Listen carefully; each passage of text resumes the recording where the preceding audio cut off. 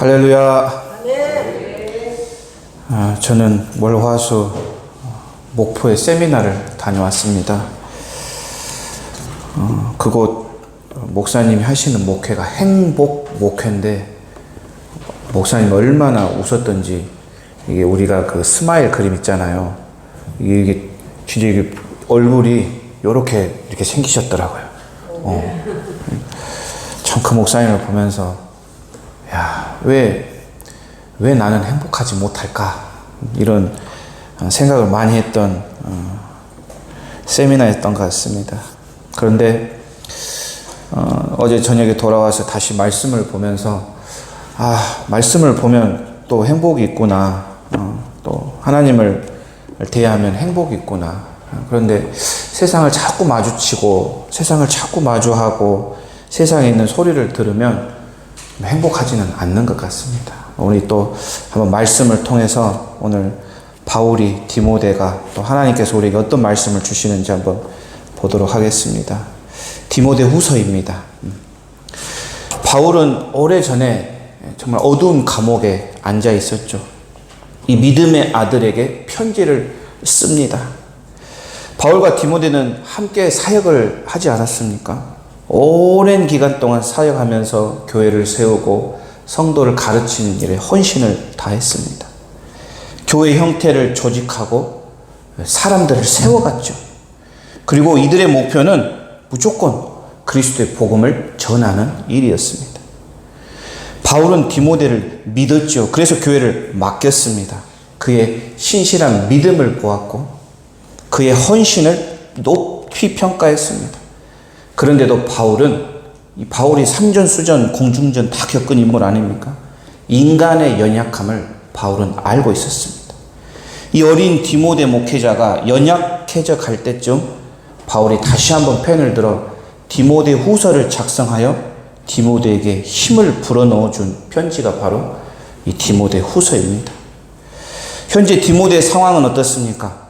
쉽지 않았습니다. 거짓 교사들과 이 말다툼으로 인해 피로감이 장난 아니었습니다. 많은 사람이 교회로 몰려왔지만 대부분 많은 사람이 마찬가지 또 믿음을 저버리기도 하였습니다. 자기 스승인 바울은 지금 감옥에서 죽는 날만을 기다리고 있죠. 이 당시 집권자가 네로입니다. 이 네로 황제가 기독교인을 워낙 핍박했지 않습니까? 이 믿던 신자들의 반응도 이제 등을 돌리려고 하는 그런 상황에 있는 디모데였습니다. 이런 디모데를 위해 밤낮 기도한 바울, 격려의 편지, 위로의 편지, 감사의 편지를 작성합니다. 이 편지의 핵심이 무엇입니까? 바로 하나님과 복음이라는 것이죠. 당시 디모데가 처한 상황이나 지금 우리가 처한 상황은 그렇게 달라 보이지 않습니다. 세상에서 거짓된 복음들이 널려 있습니다.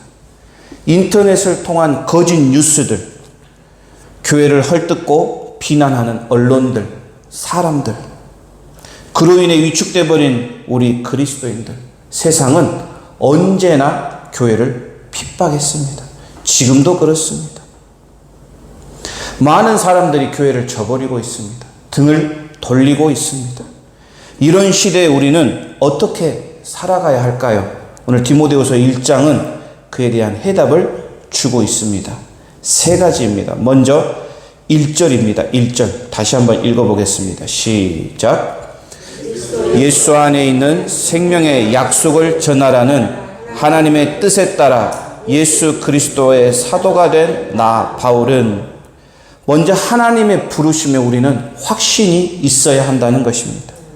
하나님께서 창세전부터 저와 여러분을 선택하셨습니다.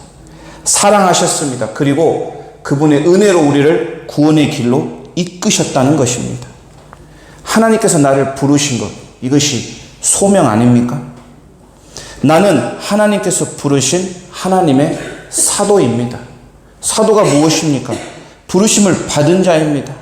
꼭 신학교 가서 안수 받아야, 교회를 오래 다녀서 중직자가 돼야, 그래야 불러주신 것이 아니라 하나님께서 선택한 모든 이들은 창세전부터 지명하셨고 부르셨고 너는 내 것이라 말씀하셨습니다. 이를 믿는 자 그 누구나 예수 그리스도의 사명자일 줄 믿습니다. 이 사명자의 역할이 무엇입니까? 8절입니다. 복음을 부끄러워하지 않는 것. 복음을 위해 고난을 받는 것입니다. 그럼에도 복음을 전할 능력을 주시는 하나님을 붙잡아야 되는 것. 이것이 이 시대에 우리가 해야 할 역할입니다. 바울은 이 복음을 생명의 약속이라고 표현하였습니다.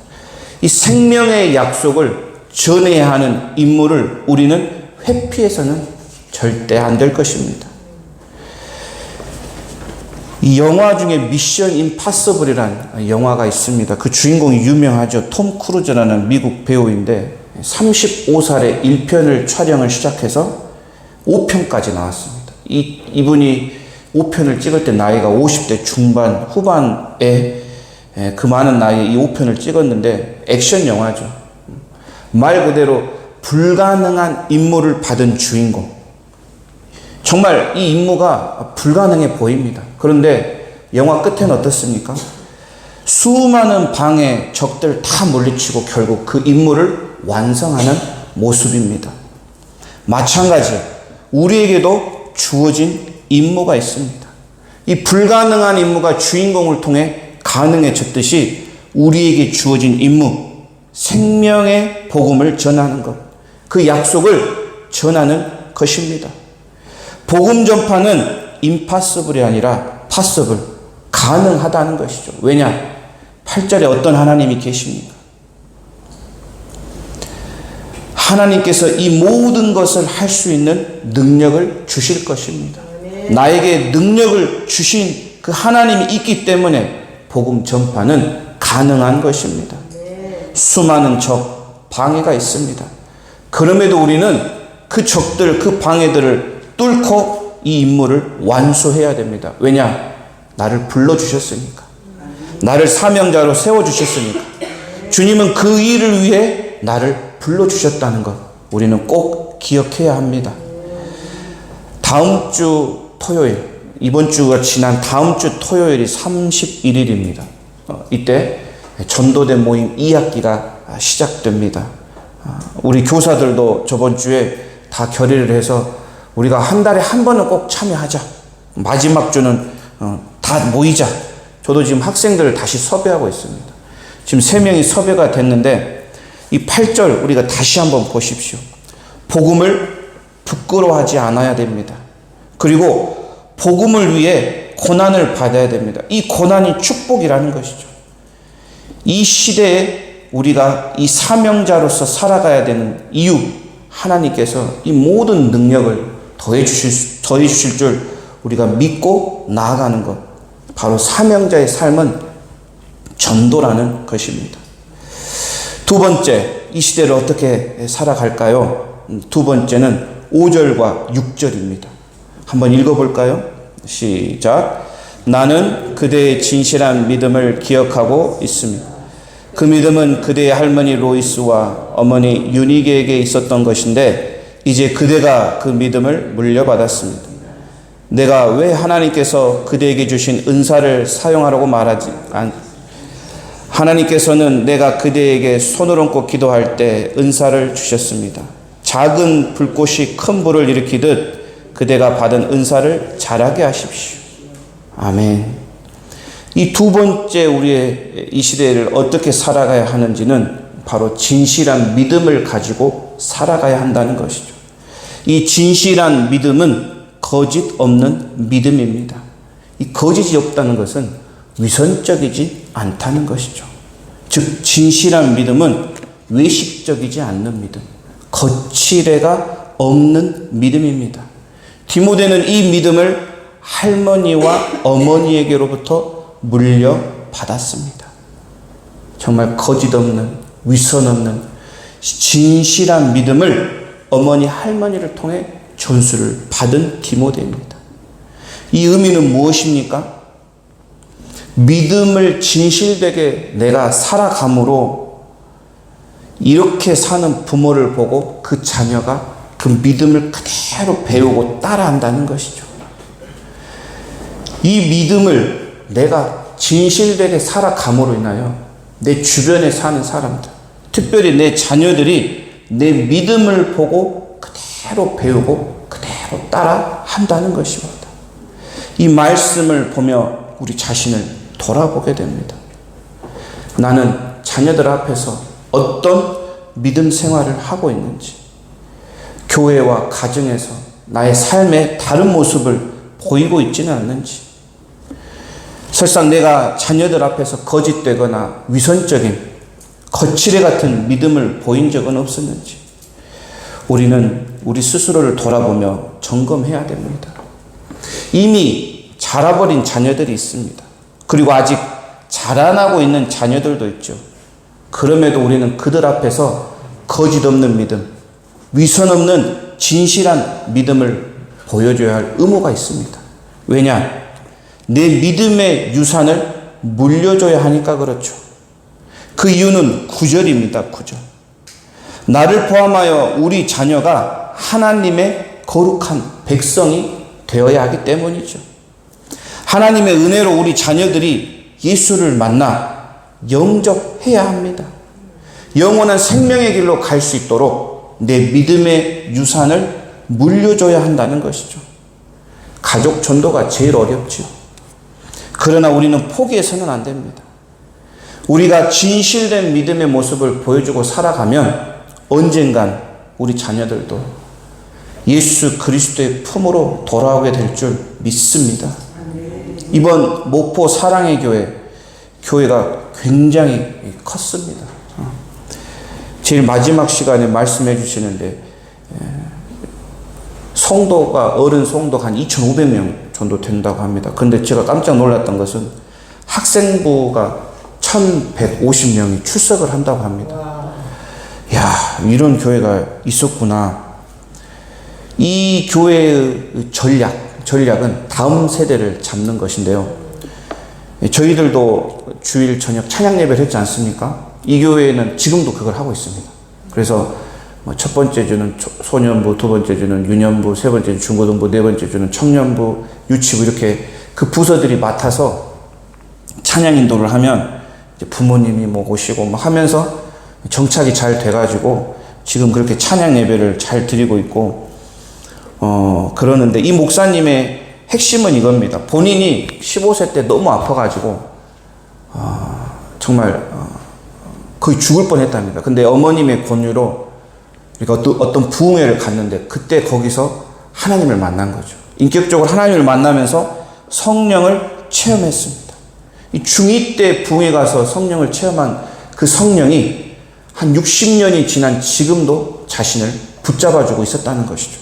그래서 이분은 무조건 중학교 3학년 전에 아이들 성령 받게 해라. 이것이 목표입니다.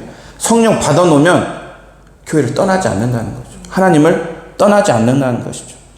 우리 미랄교회 교회도 이런 전략과 목표를 함께 가지고 나갔으면 좋겠습니다. 10년 후가 되면 주일학교와 중고등부가 광주에서 가장 많은 교회가 되기를 소망합니다. 마지막으로 우리는 이 시대를 어떻게 살아가야 할까요? 뒷페이지 13절, 14절입니다. 한번 읽어보겠습니다. 시작. 내게서 들은 진리의 가르침을 잘 따르십시오. 그래서 예수 그리스도 안에서 우리가 가지가 될 믿음과 사랑의 본으로 삼으십시오. 우리 안에 계신 성령 도움을 구하며 그대에게 맡겨진 진리를 소중히 간직하십시오. 아멘.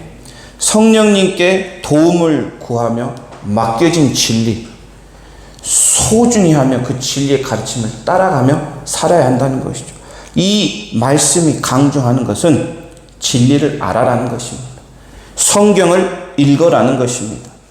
바울의 시대나 2000년이 지난 지금이나 성경을 읽지 않고는 진리를 알 수도 없고 진리를 따를 수도 없다는 것입니다.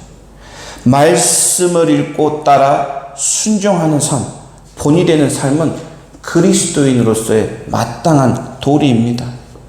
이게 절대 쉬운 일은 아닙니다. 방해가 있죠. 어떻습니까? 여러분은 성경을 얼마나 읽고 계십니까? 우리는 읽어야 진리를 깨달을 수 있습니다. 읽어야 믿음이 확고해집니다.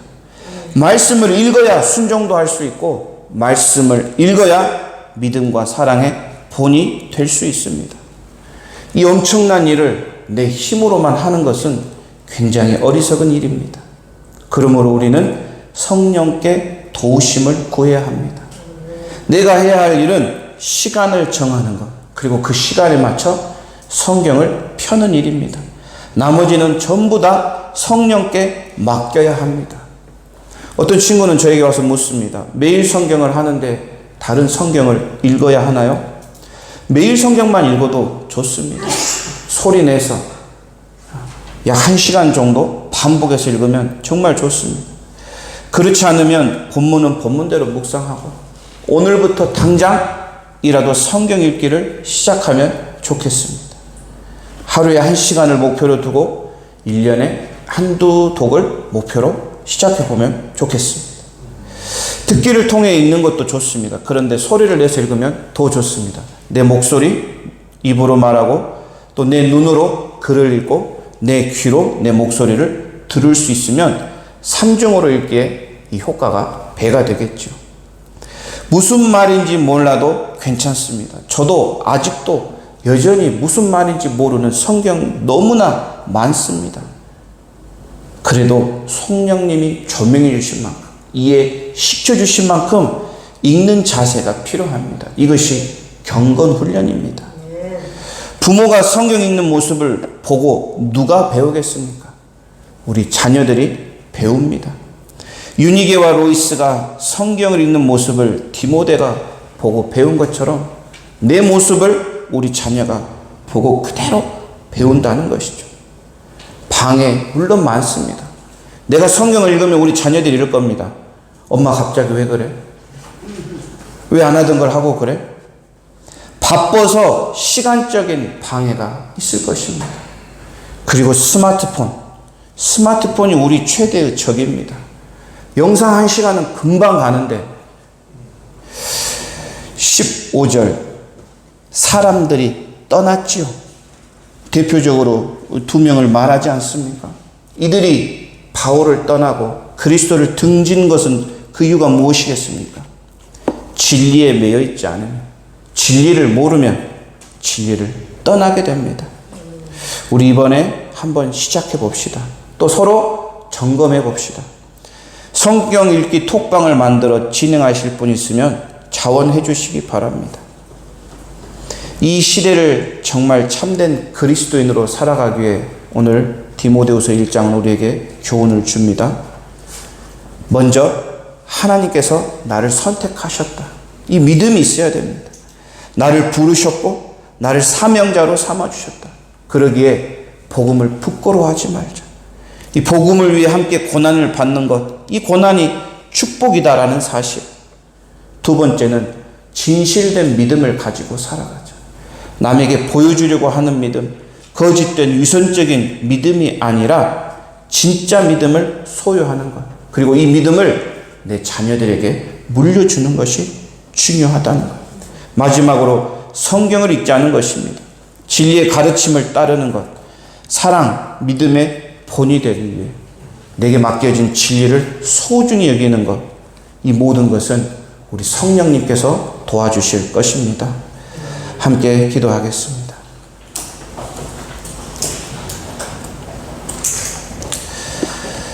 하나님 아버지 감사합니다. 오늘 또 이른 아침 주님 앞에 나와 주님께 예배드립니다. 우리의 예배를 받아 주시옵소서. 주님의 말씀을 받습니다. 이 말씀이 내 마음에 새겨지기를 소원합니다. 먼저 우리를 불러주셔서 감사합니다.